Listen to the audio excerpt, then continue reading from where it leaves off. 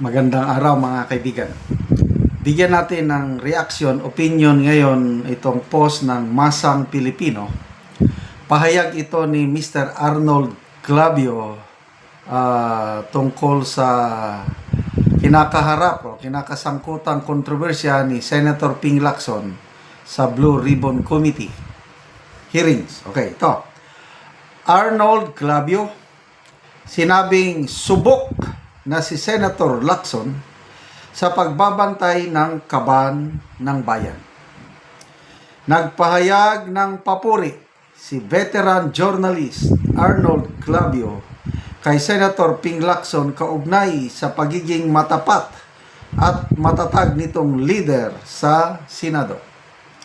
Sa kanyang mensahe, sinabi ni Clavio na si Lacson ay nasa maayos na direksyon. Wow! Palakpakan naman natin si Mr. Arnold Clavio.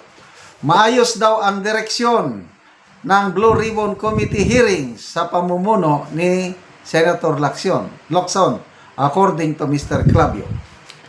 Walang personal na interest. Wow! Palakpak naman dyan. At matagal ng subok sa pagbabantay sa kaban ng bayan. Ipinahayag niya ito bilang suporta sa senador sa gitna ng mga isyong kinakaharap ng Senado at ng Blue Ribbon Committee hearing. So, palakpakan naman natin si Mr. Arnold Clavio. Okay? Ito yung summary ng kanyang sinabi.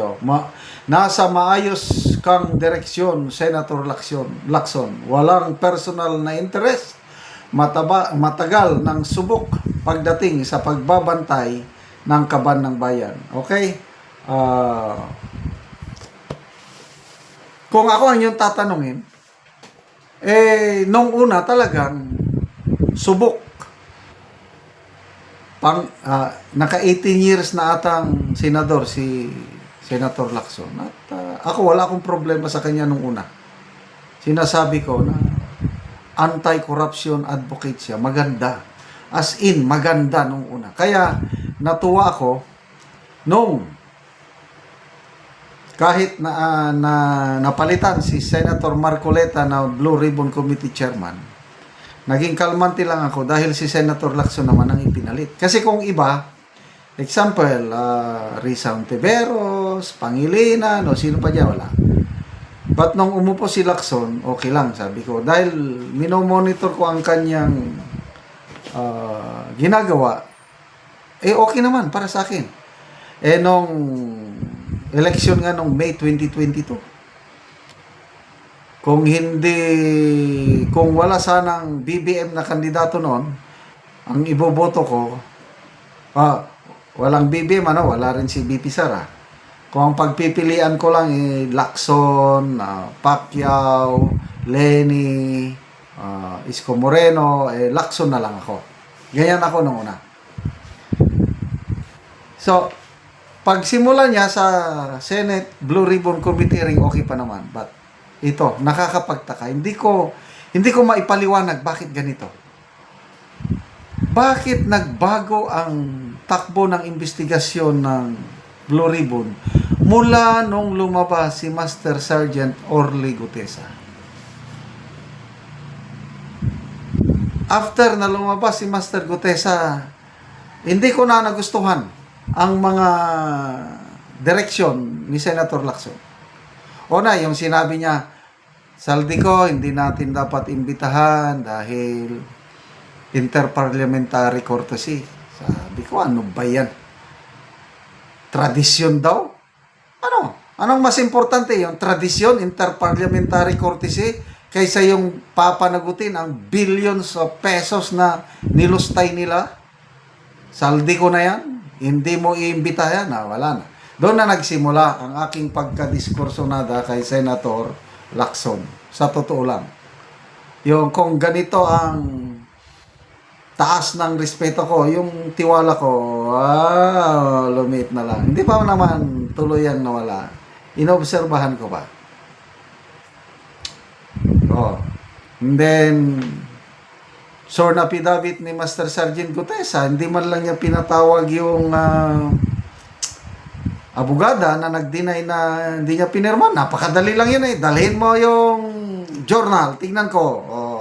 Tapos na ang tapos na ang issue sana. Wala. Ipinaubayaman niya sa Manila Regional Trial Court ba yun? Sunod taon pa lang, matagal pa bago ma-resolve yan. Dahil maraming trabaho ang judge. And then, bigla akong natuwa. Nung sabi niya, next hearing, ang Blue Ribbon, iimbitahan na si Saldico. Pag hindi mag-attend, cite in contempt. Wow! Sabi ito na, bumalik ang dating Lacson. Romualdez, imbitahan din. Natuwa ako, as in natuwa. Ito yung tunay na Lacson. After that, wala na naman. On and off. Tapos may hearing na wala na daw tiklop na ang Blue Ribbon Committee hearing. Ano ba yan? Hanggang na-confirm nga, nag-announce na si Senator Soto Lacson na indefinitely suspended until further notice. Wala. Maayos ang direksyon? Kung maayos ang direksyon, hindi siya magre-resign. I don't know kung natuloy na. Kasi bunganga lang yun eh. Announcement lang yun. Dapat sa plenaryo, siguro mamayang hapon. Anong oras na ba? Mamayang hapon, formal siya na mag-resign at pipili ng panibagong chairman.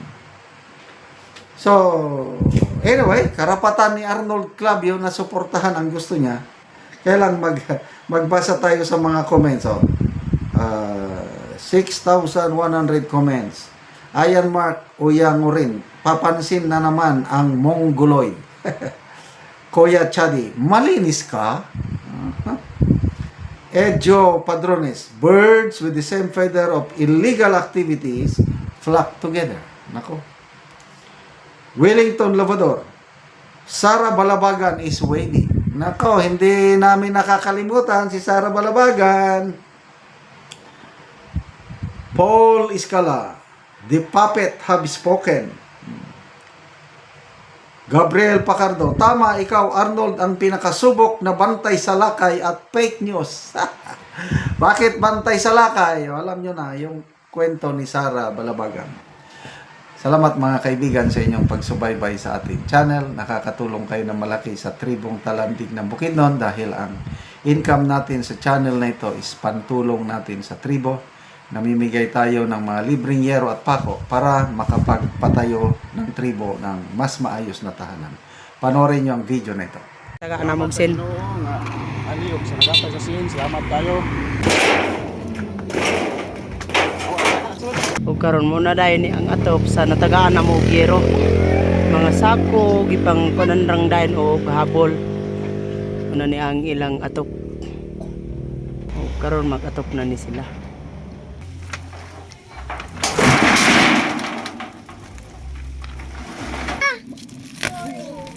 Hay tayo nga bawa.